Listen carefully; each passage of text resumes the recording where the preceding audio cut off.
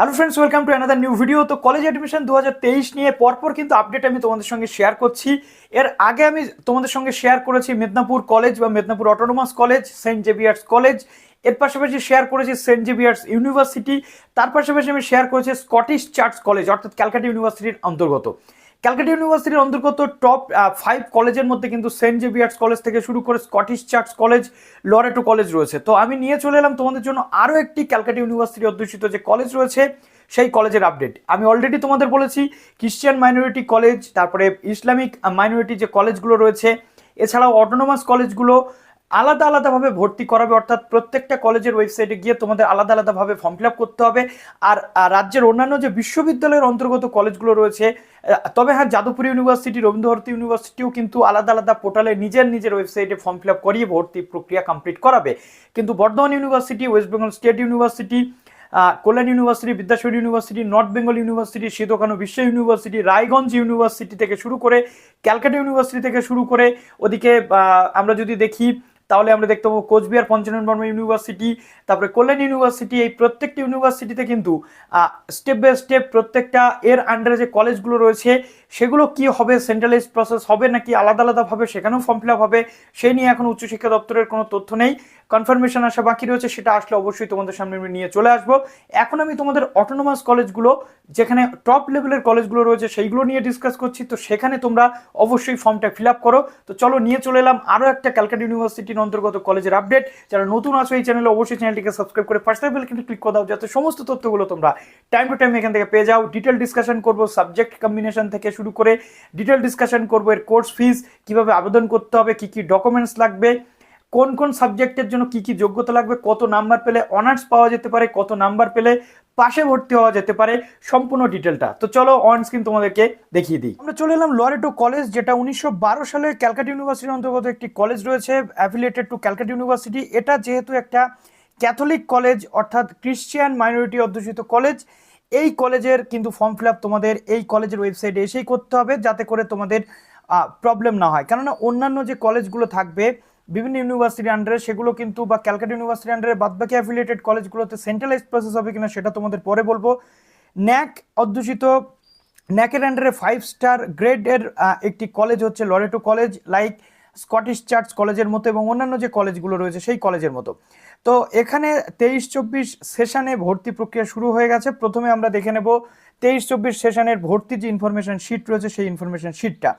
প্রথমেই বলে রাখি, লরেটো কলেজ কিন্তু যেহেতু ক্যাথলিক অধ্যুষিত একটি কলেজ বা খ্রিস্টান মাইনরিটি একটি কলেজ, এই কলেজে তোমরা বিএ বিএসসি অনার্স জেনারেল সমস্ত ডিগ্রি পড়তে পারছো। তবে হ্যাঁ, এখানে ইংলিশে কিন্তু সমস্ত সাবজেক্ট পড়তে হয়, হিন্দি বা বাংলা ছাড়া অন্যান্য সাবজেক্টগুলো কিন্তু ইংলিশে তোমাদের পড়তে হবে এবং ইংলিশে লিখতেও কিন্তু তোমাদের হবে। রিটেন এবং তোমাদের থিওরি পার্ট সবটাই কিন্তু পড়তে হবে ইংরেজিতে, বাংলাটা শুধুমাত্র বাংলাতে কিন্তু তোমাদের পড়তে হবে।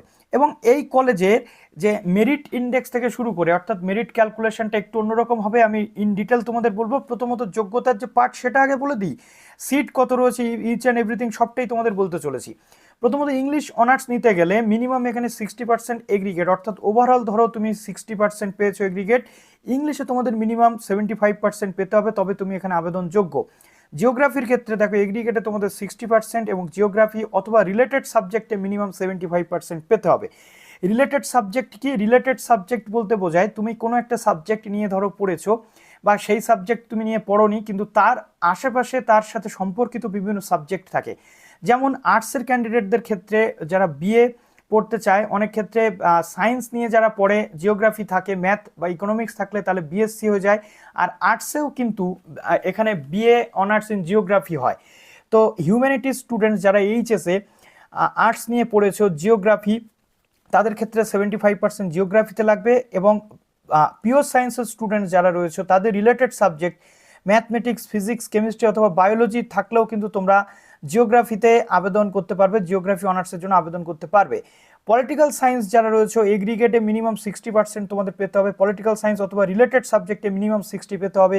রিলেটেড সাবজেক্ট বলতে কি বলা হচ্ছে? Knowledge, tradition and practices of India, local legal studies, human rights and gender studies, mass media studies, economics নিয়ে যারা পড়েছো, হিস্ট্রি অথবা সোশিওলজি, অথবা পিওর সায়েন্সের স্টুডেন্টস যারা রয়েছে তাদের ইংলিশের এই যে নাম্বারটা 60% নাম্বার থাকলে তোমরা আবেদন করতে পারবে এই সাবজেক্টগুলো, পলিটিক্যাল সায়েন্স না থাকলেও তোমরা কিন্তু আবেদন করতে পারবে।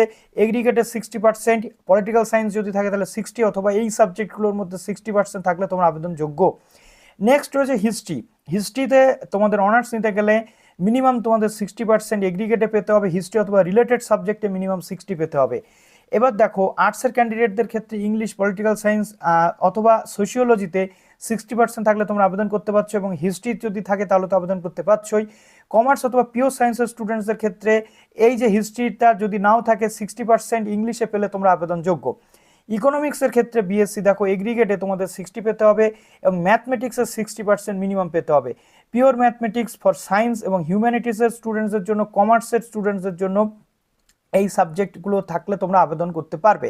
এডুকেশনের ক্ষেত্রে দেখো 60% এগ্রিগেট এবং রিলেটেড সাবজেক্টে 60%, এডুকেশন অথবা রিলেটেড সাবজেক্টে 60% থাকতে হবে। রিলেটেড সাবজেক্ট কী কী?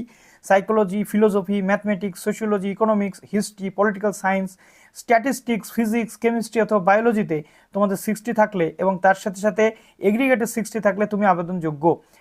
সাইকোলজির ক্ষেত্রে দেখো সাইকোলজিতে 75% অথবা রিলেটেড সাবজেক্টে 75 এবং 60 তোমাদের এখানে প্রয়োজন, এগ্রিগেটে থাকলে তুমি আবেদন করতে পারছো। এবার আর্টসের ক্যান্ডিডেটদের জন্য সাইকোলজি থাকলে 60 বা 75% থাকলে আবেদনযোগ্য। তার পাশাপাশি পিওর সায়েন্সের স্টুডেন্টসের জন্য ম্যাথমেটিক্স, বায়োলজিতে 75 থাকলে আবেদনযোগ্য, অথবা কমার্সের স্টুডেন্টসদের জন্য থাকলে সাইকোলজিতে কিন্তু থাকলে তোমরা আবেদনযোগ্য 75%। তো এখানে পুরোপুরি মেরিট বেসিস তোমাদের অ্যাডমিশন হতে চলেছে। 10/6 পর্যন্ত তোমাদের লাস্ট ডেট রয়েছে এখানে আবেদন করার, অর্থাৎ 10ই জুন পর্যন্ত।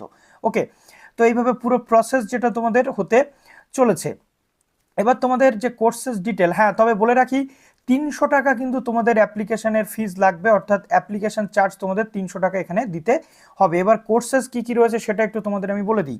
প্রথমত এখানে বিএ অনার্স কোর্স পড়ানো হয়, বিএ পাস কোর্সও পড়ানো হয়। দেখো গ্রুপ 1, তারপরে এখানে তোমাদের সাবজেক্ট ওয়াইজ যে বিষয় সেগুলো কিন্তু দেওয়া রয়েছে কম্বিনেশন। দেখো বিএ অনার্সের ক্ষেত্রে তুমি বিএ অনার্স ইন জিওগ্রাফি যদি নাও তাহলে তোমার 2 ইলেকটিভ সাবজেক্ট নিতে হবে, ইকোনমিক্স অথবা mathematics, education, human rights, sociology, political science, English অথবা বাংলা তুমি নিতে পারছো। এবার ইকোনমিক্স অথবা ম্যাথমেটিক্স যদি থাকে তাহলে এটা বিএসসি হয়ে যাবে, নাহলে কিন্তু বিএ ইন আর্টস কিন্তু হয়ে যেতে পারে। সাইকোলজির ক্ষেত্রে দেখো ইকোনমিক্স অথবা ম্যাথমেটিক্স তুমি পাচ্ছ, অথবা education, human rights, sociology, economics অথবা ম্যাথমেটিক্সের মধ্যে যে কোনো একটা, এবং এর মধ্যে যে কোনো একটা সাবজেক্ট তুমি পেয়ে যাচ্ছ, বিএসসি হয়ে যাচ্ছে। তাহলে বিএসসি অনার্স ইন ইকোনমিক্সের ক্ষেত্রে দেখো ম্যাথমেটিক্স একটা তোমাকে নিতে হচ্ছে, অথবা এই সাবজেক্টগুলোর মধ্যে যে কোনো একটা কম্বিনেশন তুমি নিতে পারছো। এছাড়াও film studies, human rights, sociology এবং এইগুলো হচ্ছে সেলফ ফিনান্সিং কোর্সের মধ্যে পড়ছে। এবার আসি বিএ জেনারেল। দেখো বিএ জেনারেল পড়তে গেলে প্রথমত 3টে সাবজেক্ট জেনারেলে পড়তে হয়।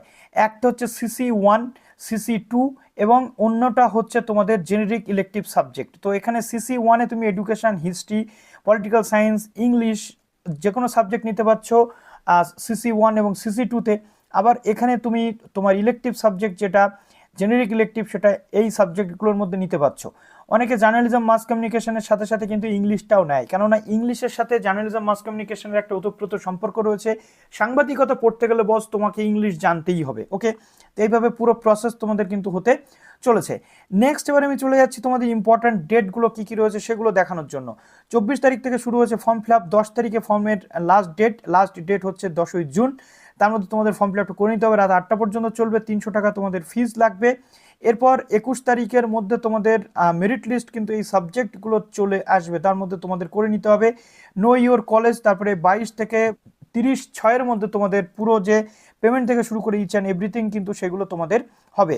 এবার স্টেপস ফর অনলাইন অ্যাপ্লিকেশন রয়েছে। এবার ইন্ডেক্স ফ্যাক্টর বা মেরিট লিস্টটা কীভাবে তৈরি হবে আমি সেটা তোমাদের একটুখানি বলে দিই, এটা কিন্তু খুব ইম্পর্ট্যান্ট একটা ম্যাটার। মেরিট লিস্টের যে বিষয়টা জানতে হবে। দেখো এখানে ওয়েস্ট বেঙ্গল বোর্ডের জন্য রয়েছে একরকম নিয়ম, এবং অল আদার অন্যান্য বোর্ড আইসিএসসি, সিবিএসসির জন্য রয়েছে আলাদা নিয়ম। ইন্ডেক্স ফ্যাক্টর মানে কি, মেরিট লিস্ট কিভাবে তৈরি হবে সেটা, এটা হচ্ছে তোমাদের খুব ইম্পর্ট্যান্ট ফ্যাক্ট। যেরকম দেখো টোটাল বেস্ট অফ 4 যেটা তোমরা পেয়েছো, ধরো বেস্ট অফ 4-এ তুমি পেয়েছো 250 বা 200 তুমি পেয়েছো, প্লাস ম্যাথমেটিক্সে তুমি যেটা পেয়েছো সেই নাম্বারটা এখানে যোগ করতে হবে, তার সাথে সাথে ইংলিশে যেটা পেয়েছো তার সাথে গুণ করতে হবে 2, অর্থাৎ ইংলিশে যদি তুমি 50 পেয়ে থাকো তাহলে 100, সেটাকে ভাগ 7 করে দিতে হবে, দিয়ে যে নাম্বারটা তোমার আসবে সেই নাম্বারটা কিন্তু তোমার এখানে ইন্ডেক্স নাম্বার হিসাবে চলে আসবে। এটা হচ্ছে ওয়েস্ট বেঙ্গল বোর্ডের জন্য। আর বাদবাকি বোর্ডের জন্য কি রয়েছে, টোটাল বেস্ট অফ 4 দেখা যাচ্ছে এখানে, ধরো বেস্ট অফ 4 হলো 200, ম্যাথমেটিক্সে তুমি পেয়েছো ধরো 50, ওকে, ইংলিশে পেয়েছো তুমি ধরো 50, সঙ্গে তার সাথে সাথে 6 দিয়ে ভাগ করতে হবে, করে যে মেরিটটা আসবে সেটা দিয়ে তুমি করে নিতে পারবে তোমার ক্যালকুলেশন। তুমি তোমারটাও বাড়িতে ট্রাই করতে পারো। দেখো পল সায়েন্সের ক্ষেত্রে কি বলা হয়েছে, পল সায়েন্সের ক্ষেত্রে এগ্রিগেট পার্সেন্টেজ, ঠিক আছে, অর্থাৎ বেস্ট অফ 4 প্লাস পল সায়েন্সে তুমি যেটা পেয়েছো ধরো 50 পেয়েছো, ধরো 250 পেয়েছো বেস্ট অফ 4-এ, পল সায়েন্সে পেয়েছো 50 অথবা রিলেটেড সাবজেক্টে 50, প্লাস ইংলিশে তুমি পেয়েছো 50, ওকে। ইংলিশের পার্সেন্টেজ বলেছে, ধরো ইংলিশে তুমি 50% তুমি পেয়েছো, ওকে, সেই 50% নাম্বারটাকে তোমাকে 3 দিয়ে ভাগ করতে হবে, যে ফিগারটা আসবে সেটা তুমি এখানে পাবে। এক একটা সাবজেক্টের ক্ষেত্রে এক এক রকম বিষয় এখানে বলা রয়েছে। দেখো হিস্ট্রি অনার্সের ক্ষেত্রে তেমনি রয়েছে বেস্ট অফ 4 প্লাস সাবজেক্টের পার্সেন্টেজ যোগ করতে হচ্ছে, তার সাথে সাথে ইংলিশের পার্সেন্টেজ যোগ করে 3 দিয়ে ভাগ করে দিতে হচ্ছে। এইভাবে পুরো বিষয় তোমাদের হতে চলেছে। অন্যান্য সাবজেক্ট এখানে দেওয়া রয়েছে, তুমি তোমার সাবজেক্টটা কত আসছে সেটা তুমি একটু কিন্তু দেখে নিতে হবে তোমাকে। তো ইন্ডেক্স ফ্যাক্টরটা এখান থেকে কিন্তু চলে আসলো। এছাড়াও পেমেন্ট থেকে শুরু করে এভরিথিং দেওয়া রয়েছে। এবার রয়েছে এখানে অ্যাপ্লিকেশন ফর্ম, জাস্ট অ্যাপ্লিকেশন ফর্মে আমি করে দিচ্ছি ক্লিক। অ্যাপ্লিকেশন ফর্মটা একটু খুলতে দেরি হচ্ছে, দাঁড়াও আমি আরেকবার রিফ্রেশ করে নিই। ধরো অ্যাপ্লিকেশন ফর্মে আমি করে দিলাম ক্লিক। দেখো অ্যাপ্লিকেশন ফর্মটা ওপেন হয়ে গেছে। দেখো সিলেক্ট বোর্ড, এখানে প্রথমে তোমাকে বোর্ড সিলেক্ট করতে হবে। ধরো আমি WBCHAC সিলেক্ট করে সাবমিট করে দিলাম। সাবমিট করে দেওয়ার পর একটু ওয়েবসাইটটা স্লো কাজ করছে, তোমাদের একটু ধৈর্য ধরে ফর্মটা ফিল আপ করতে হবে। দেখো 300 টাকা ফর্ম ফিল আপ লাগবে এখানে বলা রয়েছে। এবার দেখো স্টুডেন্টের এখানে তোমার নাম দিতে হবে, প্রথমত নাম, তোমার সমস্ত কিছু যেমন মার্কশিটে দেওয়া রয়েছে বড় হাতে দিতে হবে। তারপর ডেট অফ বার্থ দিচ্ছ, তুমি ফিমেল নাকি মেল সেটা এখানে তোমাকে দিয়ে দিতে হচ্ছে, ওকে। লরেটো কলেজ যেহেতু শুধুমাত্র মেয়েদের জন্য, সুতরাং এটা মেয়েরাই শুধুমাত্র এখানে ভর্তি হতে পারবে, ছেলেরা কিন্তু ভর্তি হতে পারবে না।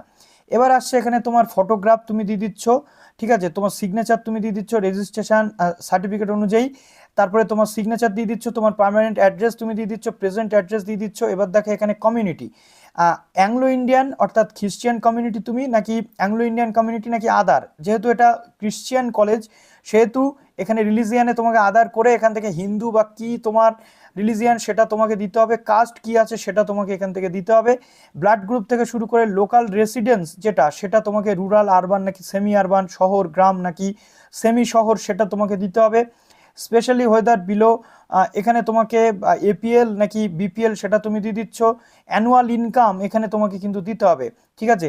অ্যানুয়াল ইনকামের যে BPL যদি হয়ে থাকো তার সার্টিফিকেট এখানে আপলোড করতে হবে বা কার্ড আপলোড করতে হবে, আধার কার্ড তোমাকে দিতে হবে, মাদার টং তোমাকে দিতে হচ্ছে বা মাতৃভাষা, তারপরে তোমাকে আপলোড ব্যাপটিজম সার্টিফিকেট যদি থাকে তাহলে দিচ্ছ শুধুমাত্র খ্রিস্টিয়ানদের জন্য, তারপরে এখানে প্যারিশ প্রিয়েস্টের যদি কোনো রেফারেন্স থাকে তাহলে দিতে হচ্ছে।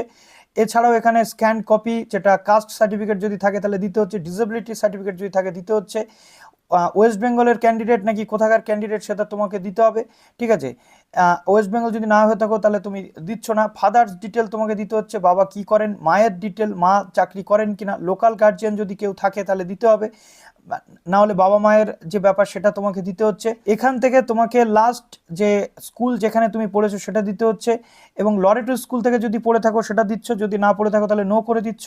এবার বোর্ড 10 এক্সামিনেশন অর্থাৎ মাধ্যমিক এক্সামিনেশন, তুমি কোন বোর্ড থেকে পাস করেছো মাধ্যমিক সেটা তোমাকে এখানে দিয়ে দিতে হবে, ঠিক আছে, মাধ্যমিক। তারপরে ক্লাস 10-এর যে বিষয় সেটা তুমি দিচ্ছ, কোন স্কুল সেটা দিচ্ছ, তারপরে তোমার বোর্ড এটা দিয়ে দিচ্ছ, তারপরে ক্লাস 12-এর রোল নাম্বার দিচ্ছ, মিডিয়াম কোন মিডিয়াম অফ ইনস্ট্রাকশন থেকে তুমি পড়েছো, ইংরেজি নাকি বাংলা মিডিয়াম সেটা তোমাকে দিতে হচ্ছে। দেওয়ার পর টোটাল যে marks aggregate should be calculated on the basis of the best of 4, ঠিক আছে। এবার ক্যালকুলেশন পুরোটা এখানে তোমাকে সমস্ত কিছু যে বিষয় সেটা কিন্তু তোমাকে এখানে দিয়ে দিতে হচ্ছে, মার্কস থেকে শুরু করে এভরিথিং। এই পুরোটা দেওয়ার পর তোমার ক্লাস 10-এর বোর্ডের যে অ্যাডমিট কার্ড সেটা দিচ্ছ, ক্লাস 10-এর বোর্ডের মার্কশিট দিচ্ছ, অরিজিনাল ক্লাস 12-এর মার্কশিট এখানে তোমাকে দিতে হচ্ছে, তারপরে কন্যাশ্রী K1 সার্টিফিকেট যদি থাকে তাহলে দিচ্ছ। এই টোটালটা দেওয়ার পর এবার দেখো বিএ অনার্স, কোন সাবজেক্টে তুমি বিএসসি অনার্স নিচ্ছ নাকি বিএ অনার্স নিচ্ছ সেটা তোমাকে এখান থেকে সিলেক্ট করতে হবে। বিএ জেনারেল হলেও কিন্তু তোমাকে এখানে সিলেক্ট করতে হচ্ছে। ওকে, তো এইভাবে পুরো যে প্রসেস সেটা তোমাকে কমপ্লিট করতে হচ্ছে। তারপরে বিএ জেনারেল বা বিএ অনার্স যদি থাকে তাহলে এখান থেকে ম্যাথমেটিক্স নাকি ইকোনমিক্স সেটা তোমাকে দিতে হচ্ছে, এবং সাবজেক্ট ধরে তোমাকে এখানে দিতে হচ্ছে যে কোন সাবজেক্ট তুমি নিচ্ছ। Okay, applicants who had English Bengali, এটা হচ্ছে এবিলিটি এনহান্সমেন্ট কোর্স, যেটা বাংলা হিন্দি নাকি ইংলিশ নিতে চাইছো। ঠিক আছে, উচ্চ মাধ্যমিকে তোমার কি ছিল, কোন পেপার ছিল, বাংলা ছিল নাকি হিন্দি ছিল? যদি হিন্দি অথবা বাংলা থাকে তোমাকে এইচএসসি কিন্তু বাংলায় চুজ করতে হবে। ওকে, তো এটা পুরোটা কমপ্লিট করার পর এই আন্ডারটেকিংয়ে করছো সাইন, আন্ডারটেকিংয়ে সাইন করার পর তোমার এখানে কিন্তু সাবমিট অ্যাপ্লিকেশন ফর্ম করে তারপরে তোমার পেমেন্ট কিন্তু করে দিতে হবে। এইভাবে পুরো প্রসেস কিন্তু হতে চলেছে। আশা করছি এখান থেকে পুরো ডিটেল তুমি পেয়ে গেলে। যদি কোনো প্রশ্ন থাকে কমেন্ট সেকশনে জানাতে ভুলো না। ভালো থেকো সবাই, বেস্ট অফ লাক।